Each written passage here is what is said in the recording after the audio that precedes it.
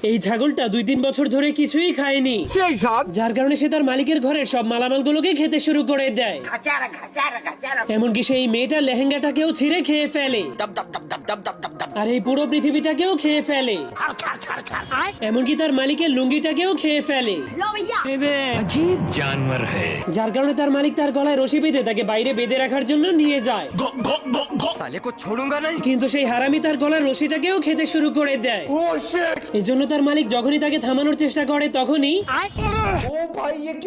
যার কারণে সে অনেক রেগে তাকে একটা লোহার টাওয়ারের সঙ্গে বেঁধে দেয়। কিন্তু যখনই সে ঘরে চলে যেতে শুরু করে তখনই সে পিছনে তাকালেই দেখতে পায় সেই হারামি পুরো টাওয়ারটাকেই খেয়ে ফেলেছে।